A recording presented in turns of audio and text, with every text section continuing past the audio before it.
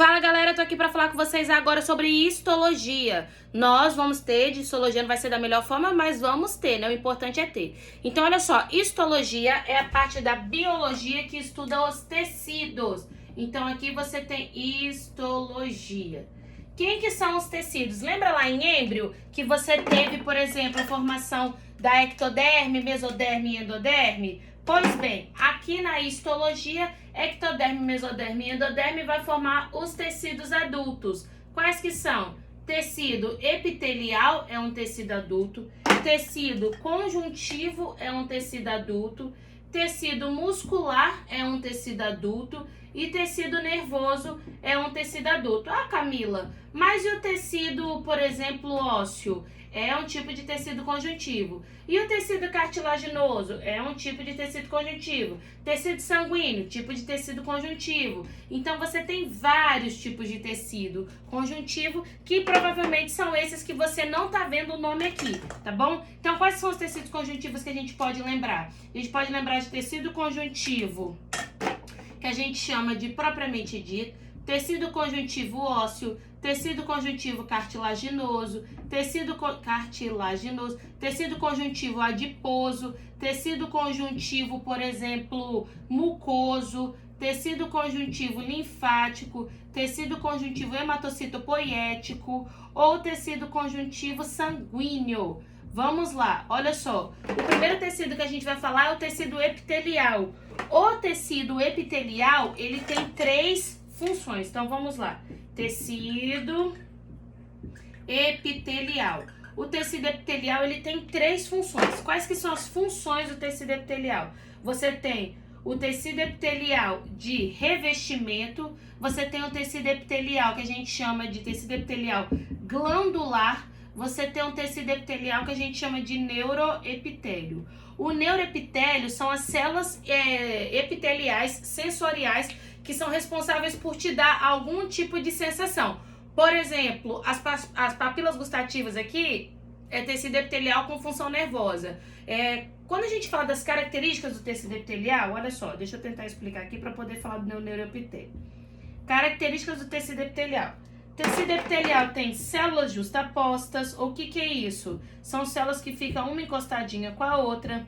Célula epitelial, ela tem polaridade, você consegue saber o que é embaixo, o que é em cima dessas células, né? Então, quando você pega uma célula sanguínea redondinha ou uma célula adiposa, você não tem essa noção. Mas o tecido epitelial, por exemplo, se você pegar uma célula, você tem um polo basal, que é a base, e o polo apical. Ele é avascular, ou seja, não tem vaso sanguíneo, e ele é inervado, não inervado, desculpa, ou seja, não tem terminação nervosa. Então, não inervado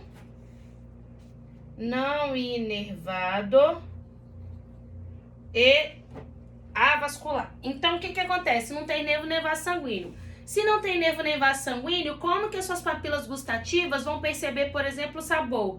Então, você vai ter alguns epitélios dentro da sua língua, algumas células epiteliais na sua língua, que a gente chama de papilas gustativas, que vão perceber esse sabor. Então, por exemplo, os botões gustativos, você tem no seu nariz epitélio olfativo, na sua pele você tem o neuroepitélio, Ruffini, Pacini, Krause, Missner, tudo isso vão percebendo sensações. E é com isso que você consegue perceber as coisas mesmo tendo tecido epitelial. Existe uma comunicação, né? O tecido epitelial, ele pega essa informação, encaminha para o sistema nervoso, e o sistema nervoso que percebe isso. Agora, veja bem, quando você está falando desses tecidos epiteliais, os tecidos epiteliais, o neuroepitélio, são células que vão te dar responsabilidade de sensações. A célula, o epitélio glandular, vai ser responsável por secretar. E aí, se você tem uma glândula endócrina, secreta para dentro do seu sistema sanguíneo. São os hormônios, a gente estuda em sistema endócrino. Uma glândula exócrina, ela mantém comunicação com o epitélio que deu origem a ela, porque todas as glândulas, elas surgem assim. Você tem o epitélio, esse epitélio invagina e forma um tubo. Se esse tubo mantém a comunicação com o epitélio que deu origem para ela, vai ser chamado de glândula exócrina. Se na verdade ele perde essa comunicação e vai lançar suas coisas no vaso sanguíneo, a gente vai chamar de glândula endócrina. A glândula endócrina é responsável pela liberação dos hormônios. A glândula exócrina é responsável pelo suor, pelo sebo, né? Então tem a glândula sebácea, pelo leite, as glândulas mamárias. Então você tem esse tipo de secreção. Quando você está falando, por exemplo, de glândulas que são glândulas denominadas de glândulas endócrinas. Agora, o epitélio de revestimento serve para proteger o seu corpo. E aí o epitélio de revestimento, ou para fazer algumas trocas. O epitélio de revestimento está em todas as estruturas. Então, por exemplo, aqui você tem a epiderme da pele. Dentro do seu sistema digestório você tem a epiderme que envolve os seus órgãos. Você tem a pele dos seus órgãos. Então tem a pele da bexiga, a pele do intestino, a pele do estômago, a pele do esôfago. Tudo isso tem uma parte. E aí o que acontece? O tecido epitelial é o único tecido que tem origem nos 3 foletes embrionários: ectoderme, mesoderme e endoderme. Por que a gente fala isso? Porque a pele do tecido tem a mesma origem que ele. Então, a epiderme, por exemplo, do sua pele, ela tem origem ectodérmica. A pele que envolve o seu intestino grosso tem origem endodérmica igual ao seu intestino grosso. E assim vai. O epitélio da bexiga, né, o tecido epitelial da bexiga, tem origem mesodérmica igual à bexiga. Por isso que a gente fala que o tecido epitelial é aquele que teve origem nos 3 foletes embrionários: ectoderme, mesoderme e endoderme. O tecido epitelial ele tem muitas junções. Junções são comunicações, estruturas que a membrana faz. Por exemplo, você tem uma célula aqui do lado e aí você tem outra célula aqui do lado. Essa membrana aqui, por exemplo, pode fazer um botão e essa daqui é o encaixe do botão. Então a gente fala que existem muitas junções celulares que é feita pelo tecido epitelial. Então você tem junções do tipo gap, que formam um buraco e comunica o citoplasma com o outro. Você tem junção comunicante, você tem que é do tipo gap, né? Você tem junção de aderência, zona de oclusão, você tem desmossomo, hemidesmossomo. Isso tudo são junções que as membranas fazem para você poder ter uma aproximação das membranas, elas ficarem bem juntas e isso fazer com que elas fiquem bem unidas, ou você ter uma separação dessa membrana plasmática. Isso é muito comum no tecido epitelial. Uma outra dica que eu quero falar com vocês: o tecido epitelial, por não serem vascularizados e nem inervados, sempre vão estar associados com um tecido conjuntivo, porque o tecido conjuntivo vai dar nutriente e vai ter as terminações nervosas para se comunicar com esse tecido epitelial. Aqui entre o tecido epitelial e o tecido conjuntivo vai ficar uma lâmina de colágeno que a gente chama de lâmina basal. Então sempre um tecido epitelial vai estar associado com o tecido conjuntivo. O tecido epitelial da nossa pele a gente chama de epiderme. O tecido conjuntivo da nossa pele a gente chama de derme, tá bom? Então, como a pele é um órgão, ela é formada por 2 tecidos: o tecido epitelial e o tecido conjuntivo, ok? Então, isso é mais ou menos um resumo sobre o tecido epitelial. Nós vamos falar agora, eu vou apagar aqui para ter bastante quadro, sobre o tecido conjuntivo. Quais que são as funções do tecido conjuntivo? As funções do tecido conjuntivo é preencher estruturas, tá? Ou unir estruturas. O tecido conjuntivo, todos os tecidos conjuntivos, eles têm as mesmas características. Quais que são essas características? Todos os tecidos conjuntivos são formados por células. No tecido epitelial não tem nenhuma matriz, então as células ficam justapostas, uma do lado da outra. No tecido conjuntivo tem muita matriz, ou seja, as células ficam meio que nadando dentro de uma matriz, e essa matriz é composta de 2 coisas: de fibras e de tecido de substância fundamental amorfa. Substância fundamental amorfa é formada por células, por água de solvatação, que é a água que fica por algumas proteínas, sais minerais, água de solvatação, que é uma água que fica hidratando algumas proteínas, alguns aminoácidos, e as fibras podem ser de 3 tipos: fibra de colágeno, então a gente chama de fibra colágena; fibra de elastina, a gente chama de fibra elástica; e fibra de colágeno de um outro tipo, que a gente chama de fibra reticular. Quais são as células que estão presentes em todos os tecidos conjuntivos? Todos os tecidos conjuntivos têm células adiposas, que armazenam gordura.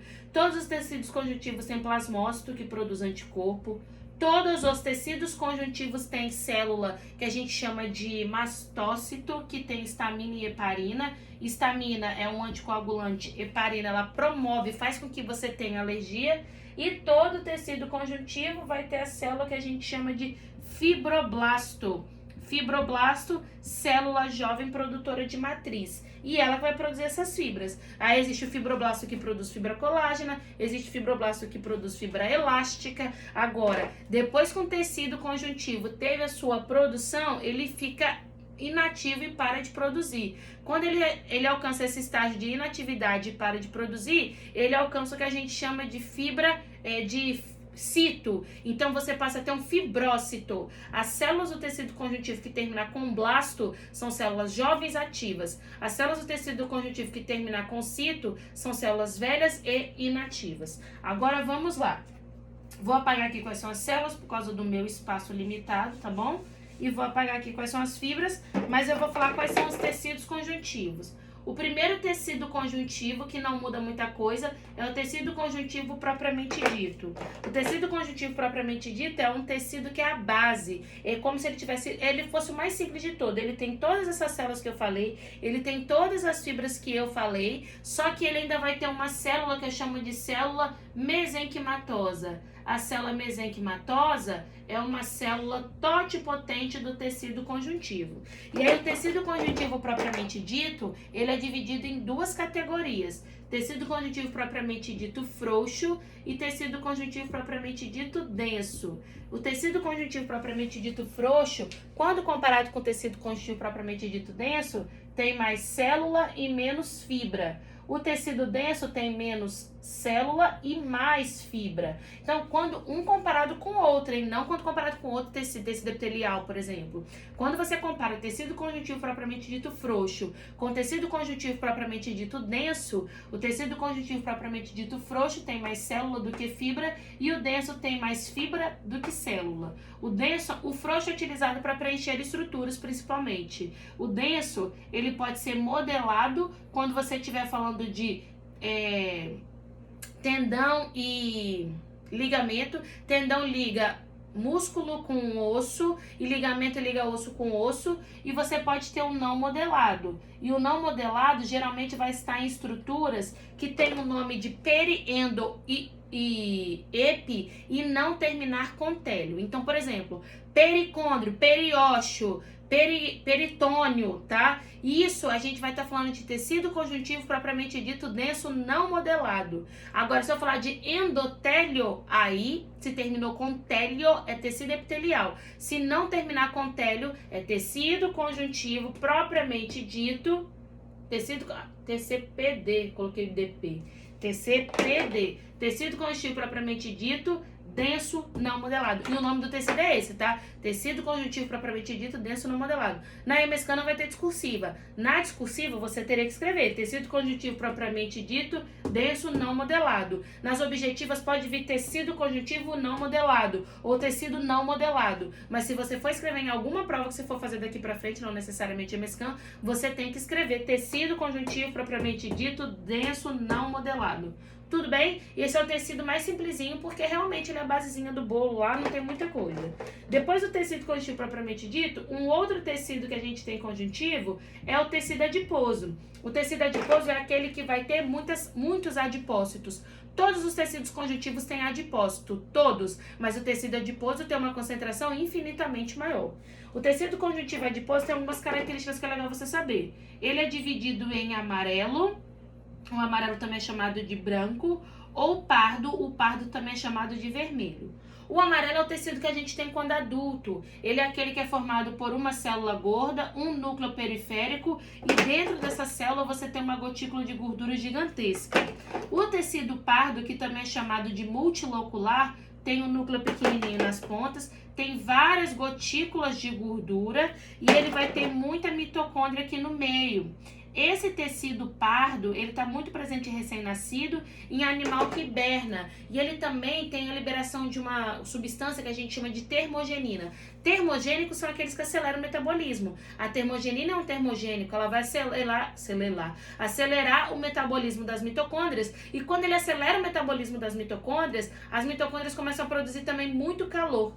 O tecido pardo, ele é conhecido por produzir calor. O tecido amarelo, ele é conhecido por preservar contra o frio. Uma coisa é você produzir, aquecer, ter temperatura que você mesmo produz. A outra coisa é você parecer um cobertor que vai impedir com que o frio lá de fora alcance o interior do seu corpo, tá? Quando a gente é adulto, quando a gente é bebê recém-nascido, a gente tem o pardo, a gente produz calor. Por isso que eles falam para não ficar enrolando o bebê em vários panos, porque vai produzir tanto calor e o excesso de calor vai fazer o bebê suar tanto, e aí o bebê pode superaquecer e trazer vários problemas para ele. Agora o adulto não, você não produz calor, então você coloca uma coberta, né? Você tem que se proteger, se você é muito gordo, você tem uma necessidade menor de se cobrir, porque você já vai ter seu cobertorzinho natural. A gente fala que o tecido adiposo, ele produz um hormônio, o hormônio que o tecido adiposo produz é a leptina. A leptina, ela te dá saciedade. Quando você tá com muita gordura, a leptina é liberada e o seu corpo fala, opa, peraí, eu não preciso mais comer, eu já estou o suficientemente alimentado, não precisa me dar mais do que você já me deu. E aí a leptina vai te dar saciedade. A saciedade vai entrar no seu corpo, vai falar, beleza, não preciso mais comer. Mas ela não lacra a sua boca, você pode continuar comendo, mas não é porque você tá com fome, é porque você tá com algum outro distúrbio, ou psicológico, ou você pode continuar comendo e nunca ter saciedade se você tá com distúrbio de leptina. Tem um tipo de obesidade que o problema é nesse hormônio aqui na leptina. A leptina é antagônico à gastrina, mas como o nome já diz da gastrina, ela é produzida no estômago, gastro em biologia, estômago, então a gastrina é produzida no estômago. O tecido adiposo, a principal função do tecido adiposo amarelo é reserva energética. Não tem nada a ver com calor, como principal função. Uma vez eu vi um vestibular perguntando qual é a principal função do tecido adiposo. A principal função do tecido adiposo amarelo é reserva energética. Agora, ele também pode te proteger contra o frio, te proteger contra choques mecânicos, ele pode ser local para dissolução de gordura, de vitaminas K, A, D e E. Ele pode ser o local, por exemplo, para você ter... vamos pensar aqui. Ele pode ser o local para você ter também... te ajuda a flutuabilidade, né? Então tem várias funções do tecido adiposo amarelo, mas a principal, reserva energética. O pardo, a principal é produção de calor para ajudar animais que hibernam e recém-nascidos, tá bom? Você é um tecido, uma característica especial, ele não se divide. Então, se você é gordo, não é porque teve divisão celular de células adiposas, é porque você foi comendo tanto que essa gota de gordura foi crescendo, a célula foi inchando com aquela gota de gordura e você tá cheio. Agora, se você tá numa obesidade mórbida, se passou do peso mesmo que essas células aguentam, células mesenquimatosas, mesenquimatosas são células totipotentes. Então, uma célula mesenquimatotipotente, uma célula mesenquimatosa, ela vai se diferenciar numa célula adiposa e aí você produz mais células adiposas. Por divisão celular? Não, por diferenciação de célula. Depois do tecido adiposo, eu gosto de falar do tecido conjuntivo. Do tecido cartilaginoso, que é um tipo de tecido conjuntivo. O tecido cartilaginoso, eu não sei se eu cheguei a falar isso no começo com vocês, mas eu falo que o tecido conjuntivo propriamente dito é uma base, como se fosse uma base do bolo. Aí, por exemplo, eu sempre dou esse exemplo em aula e os alunos entendem. Quando você vai fazer um bolo, você precisa de farinha, ovo, fermento, açúcar e algum óleo. Vou colocar manteiga, né? Então você precisa disso. Se você quer transformar esse bolo num bolo de chocolate, você adiciona chocolate. Se você quer transformar num bolo de banana, você coloca banana. Num bolo de cenoura, você coloca cenoura. E assim vai, né? Então aqui é a mesma coisa. O tecido conjuntivo propriamente dito seria essa base, esse bolo base. Agora, quando eu adiciono muito célula adiposa, se transforma num tecido adiposo. Se eu adiciono muitas fibras, se transforma num tecido cartilaginoso. Então, o tecido cartilaginoso é um tipo de tecido que tem muito mais fibra do que célula. E aí, o tecido cartilaginoso tem dois tipos de célula. Uma célula que é jovem produtora de matriz, eu chamo de condroblasto. Uma célula que é velha e parou de produzir matriz, eu chamo de condrócito. Existem 3 tipos de tecido cartilaginoso. Existe o tecido cartilaginoso, que a gente chama de cartilagem hialina. A cartilagem hialina é o primeiro esqueleto do bebê, está na superfície das articulações e ela também é o que está aqui, ó, nas traqueias, nos brônquios, tá bom? São os anéis de cartilagem que a gente tem aqui, principalmente no nosso sistema respiratório. Existe a cartilagem elástica. A cartilagem elástica, ela tem muita fibra de elastina, já apaguei aqui, mas pode estar aqui na epiglote, não tem que fica fazendo fechamento e abertura da glote? Também está no seu sistema, no pavilhão auditivo, no seu sistema auditivo tem muita cartilagem elástica. E você tem cartilagem fibrosa, a cartilagem fibrosa se encontra em um local de altos choques. Então aqui, ó, que você fica batendo no joelho, o menisco do joelho aqui assim, ó, na sua bacia, nas suas vértebras aqui. Então, isso tudo tem cartilagem fibrosa. Uma característica é avascular. Por isso que cartilagem tem tanta dificuldade de ser regenerada, porque não tem tecido sanguíneo. E é através do sangue que chegam os elementos de coagulação, chegam os elementos de cicatrização. Se você não tem sangue, você tem que esperar uma difusão passar até chegar no seu tecido. Por isso que é um tecido de difícil regeneração. O tecido ósseo, a gente chama o tecido ósseo de um tecido que tem 3 células. Além do osteoblasto, que produz matriz, ele tem o osteoclasto. O osteoclasto é um tecido que ele é degradador de matriz. O osteoclasto ele é ativado por um hormônio que eu chamo de paratormônio. O osteoblasto é ativado por um hormônio que eu chamo de calcitonina. E você vai ter o osteócito, e o osteócito nada mais é do que o osteoblasto, que parou de produzir matriz e já não tem mais sua função. Então, osteoblasto produz matriz, osteoclasto degrada matriz, osteócito é a célula que ficou lá paralisada, cheia de matriz em volta. O tecido ósseo ele ajuda em várias coisas do seu corpo. Proteção de órgãos vitais, como seu cérebro, como seu coração. Se você olhar aqui, o que é vital? Seu pulmão, seu coração, seu cérebro, tudo protegido por ossos. Ajuda na fonação. Se você não tem esse palato duro aqui, ó, que é o céu da boca, você não consegue falar direito. Ajuda na audição. Se você não tem martelo, bigorna e estribo, são os menores ossos do seu corpo, você também não consegue fazer o processo de escutar. Então é muito complicado, tá, galera? Você não vai ter essa habilidade que a gente fala, você não vai conseguir fazer isso. Agora, veja bem o que eu tô te falando. O tecido ósseo, ele pode crescer de 2 formas, tá? Ele pode utilizar a cartilagem como molde, a gente chama essa ossificação de endocondral, endodentro, condral da cartilagem. Então, você entra na cartilagem e substitui a cartilagem por osso. Mas você pode também ter a intramembranosa. A intramembranosa, você vai ter uma membrana de tecido conjuntivo e essa membrana vai ser substituída, então, pelo tecido ósseo. Um outro tecido que eu vou falar para vocês aqui logo, e eu vou terminar com o tecido sanguíneo, é o tecido mucoso. Ai, Jesus, destruindo o cenário. Tecido mucoso. Tecido mucoso existem só em 2 locais. Existe no seu cordão umbilical e na polpa dentária. Hoje é utilizado como fonte de célula-tronco. Então, no cordão umbilical e no dente, hoje é utilizado como fonte de célula-tronco. Olha que legal. Eles tiram o dente, a polpa do dente, e eles conseguem ter células que são multipotentes, pluripotentes. Multipluri são sinônimos, né? Mas que células que colidiram em várias partes do seu corpo, não em todas. E você também vai ter aqui o tecido conjuntivo que produz a linfa, o linfático. Então, produz a linfa, né? A linfa é uma estrutura que é o extravasamento do seu tecido sanguíneo. Tá? Então, esses são alguns dos seus tecidos conjuntivos. Vou apagar para fazer os próximos tecidos, tá bom? Quais são os próximos tecidos conjuntivos que a gente tem? Os outros 2 que eu vou falar, eu vou falar mais quando eu estiver falando de... Não, deixa eu falar tudo agora, né? Então, ó, os 2 tecidos conjuntivos que você tem que estar faltando é o tecido que a gente chama de hematopoético. Muita gente confunde o tecido hematopoético com o tecido sanguíneo. O tecido hematopoético ou o tecido reticular ou o tecido hematocitopoético, tem 3 nomes, é um tecido que consegue produzir as células do sangue. Então dele vai sair o eritroblasto, que vai dar origem ao eritrócito, que é o glóbulo vermelho. É dele que sai o megacardioblasto, que se transforma em megacariócito e se fragmenta e forma placenta. É dele que vai sair o tecido, a linhagem linfóide, que vai produzir os linfócitos, leucócitos, células brancas do sangue. Desculpa, a linhagem linfóide produz as células brancas, a linhagem mieloide produz as células... Quer ver?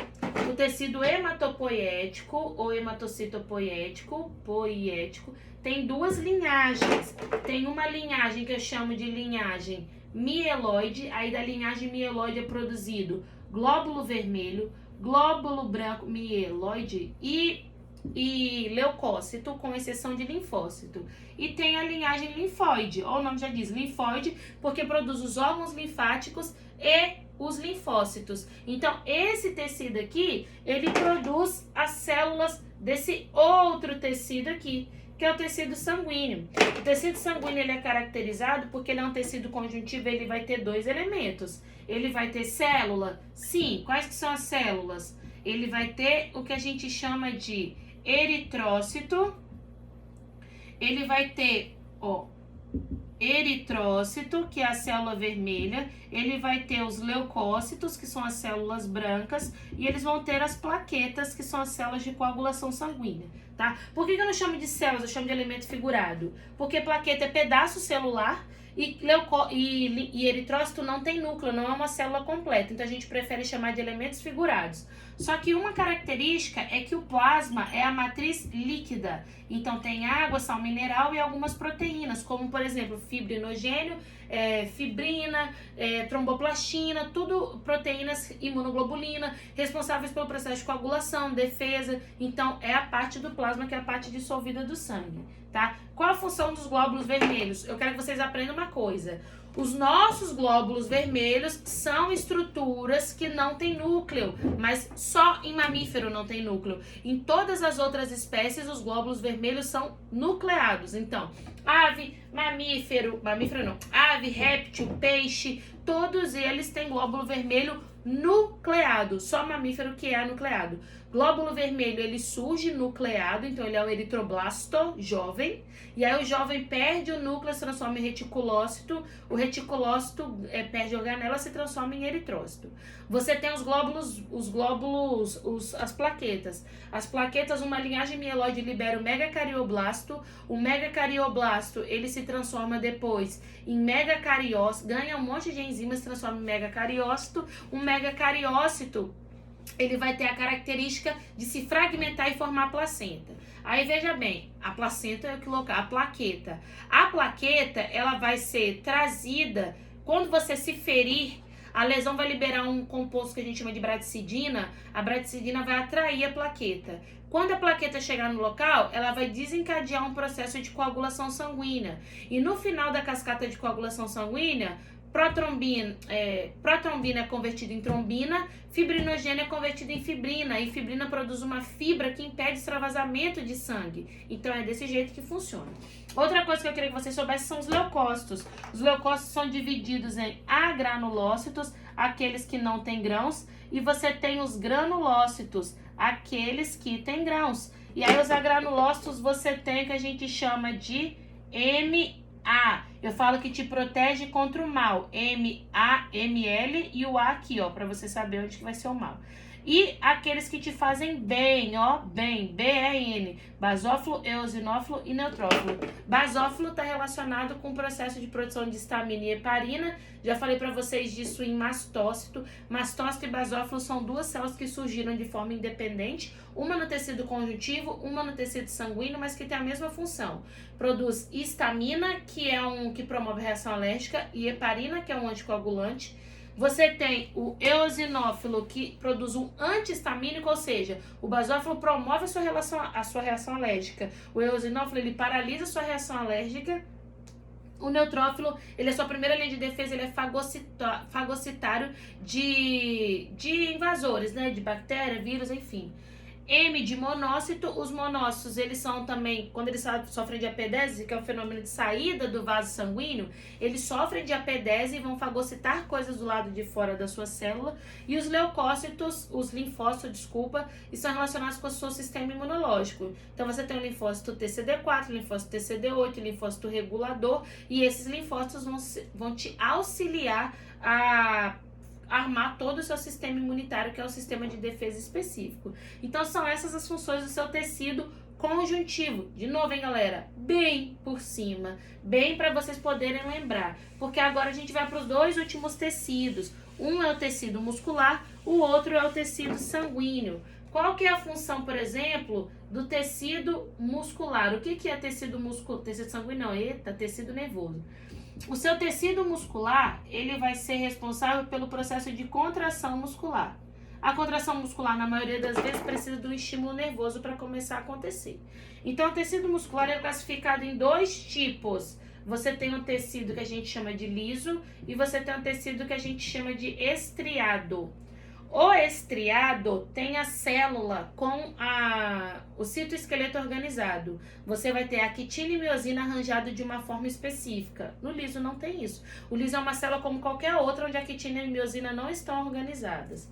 Quando a quitina e miosina estão organizadas, você denomina isso de sarcômero. Então, o tecido estriado tem a quitina e miosina. A quitina, filamento fino, miosina, filamento grosso. A quitina, filamento fino, miosina, filamento grosso. E é isso que você tem.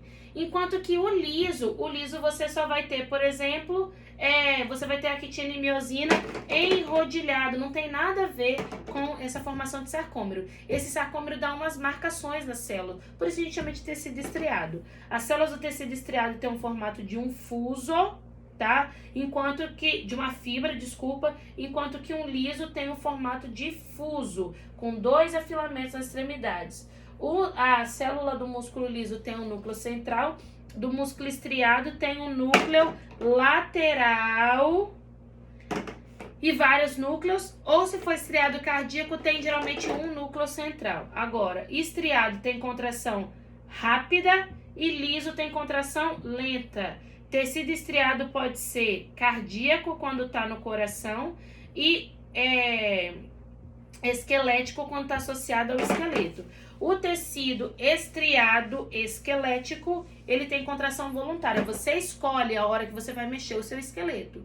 O tecido liso e o cardíaco tem contração involuntária. Você não escolhe a hora que o seu coração vai bater, muito menos a hora que o seu sistema digestório vai funcionar, sua bexiga vai contrair, seu útero vai começar a liberar o seu endométrio. Você não controla essas coisas. Então, musculatura lisa. Tá? O tecido muscular, né? Ele sempre vai ter um processo de contração. Na contração muscular, você precisa de duas etapas, tá? Primeiro, a etapa nervosa. Segundo, a etapa da contração propriamente dita.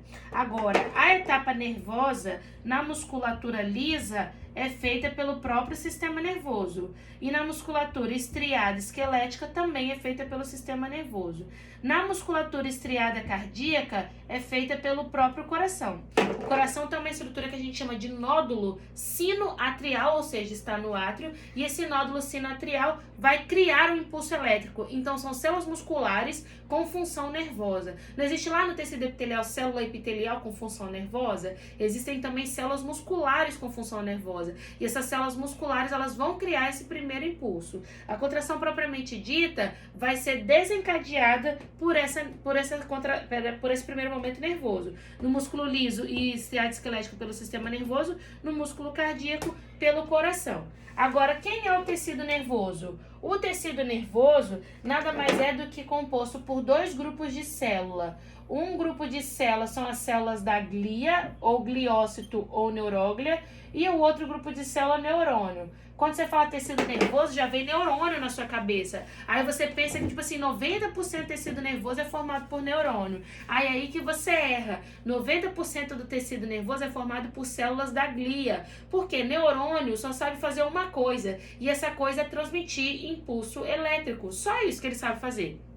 Então, o neurônio, ele pega o impulso nervoso e passa de um lado para o outro. Pega o impulso nervoso e passa de um lado para o outro. Neurônio, ele não tem muito de Dessas coisas de ficar, por exemplo, não sabe se nutrir, não sabe se defender, não sabe fazer nada. Quem faz isso são as células da glia.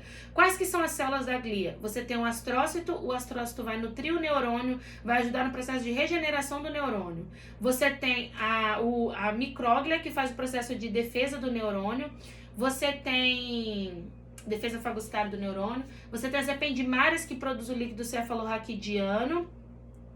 Você tem também, quer ver? Neuróglia, células ependimárias. Você tem células de Schwann e oligodendrócito, que produzem a bainha de mielina do próprio neurônio. O neurônio é um bebezão que não sabe fazer nada, não sabe transmitir impulso. Enquanto as outras células ficam lá auxiliando, dando tudo na boquinha dele. Comidinha na boquinha dele, produzindo a própria bainha de mielina, tá? Porque o neurônio é uma célula diferente. É uma célula que a maioria do citoplasma ficou aqui nessa região que eu chamo de corpo celular. Um pouquinho do citoplasma veio para essas expansões aqui que eu chamo de dendrito. E teve uma grande quantidade de citoplasma que formou a axônio, que é uma estrutura comprida. Qual que é a direção do impulso nervoso? Começa no corpo celular, passa pelo axônio, começa no dendrito, passa pelo corpo celular e depois axônio. Dendrito, corpo celular, axônio. Não tem como seguir uma direção diferente dessa. Neurônio é classificado em duas categorias. Uma categoria é a fisiológica, a outra categoria é a morfológica. Então, o neurônio ele pode ser, por exemplo, sensitivo, se ele percebe as coisas, pode ser motor, se ele executa as coisas, ou ele pode ser misto, se ele consegue perceber e sentir e executar uma ação. Em relação à morfologia, ele pode ser unipolar, se ele tiver um polo só, multipolar, se ele tiver vários polos, bipolar, se ele tiver dois polos, ou pseudo-uni, se ele tiver, parecendo que tem um polo, mas parecendo que tem vários polos, mas só tem um. Presta bem atenção, neurônio, olha aqui. O que você conta como polo? 1, 2, 3, 4, 5 polos. Um unipolar, por exemplo, seria assim. Um bipolar seria um saindo aqui e um saindo aqui, tá? Um pseudo-unipolar, parece que tem um polo só, mas sai um para cima e um para baixo. Então, são as morfologias que você tem do neurônio. Qual que é a função do impulso nervoso? Sempre vai ter uma bomba de sódio e potássio jogando 3 sódios para o lado de fora aqui e 2 potássios para o lado de dentro do neurônio. E essa bomba fica funcionando lá o tempo todo. No local onde não tem bainha de mielina, você vai ter a transmissão do impulso nervoso. Esse local onde não tem bainha de mielina, nós denominamos de nódulo de Ranvier, tá? Então, o nódulo de Ranvier é o local onde você não tem a bainha de mielina. E lá fica acontecendo a bomba de sódio e potássio. 3 sódios para fora, 2 potássios para dentro. 3 sódios para fora, 2 potássios para dentro. E isso fica acontecendo o tempo todo. Até que vai ter um momento que vai chegar um impulso. E se esse estímulo passar do limiar de excitação e do que a gente chama de lei do tudo ou nada, então, por exemplo, você precisa de menos 70 milivolts para começar o processo de transmissão do impulso nervoso, você aplica esse menos 70 milivolts e pronto, vai começar a despolarização da membrana. Por quê? Esse estímulo vai paralisar a bomba de sódio e potássio e essa diferença de cargas vai fazer com que passe um impulso elétrico ali naquela membrana plasmática. Quando ela chegar aqui no final, ela vai estimular a bundinha do neurônio aqui, ó, a liberar diversos neurotransmissores. E esses neurotransmissores vão estimular ou uma célula, ou um músculo, ou uma glândula, ou um outro neurônio. A conexão do neurônio com outra coisa a gente chama de sinapse. A sinapse, quando é feita desse jeito que eu falei por meio de neurotransmissores, ela é chamada de sinapse química. Mas quando ela é feita por um neurônio está em cima da outra coisa que ele atua e passa um sinal elétrico, a gente chama de sinapse elétrica. E aí existe a sinapse neuroneuronal, quando é neurônio com neurônio, neuromuscular, quando é neurônio com músculo, ou neuroglandular, quando é neurônio com glândula, tá? Então é dessa forma que acontece. Deixa eu ver se tem alguma outra coisa que eu possa falar para vocês.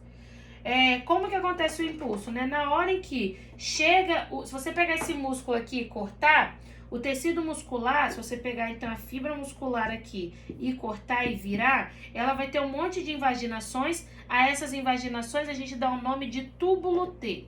Esses túbulos T faz com que a membrana chegue mais próximo do citoplasma.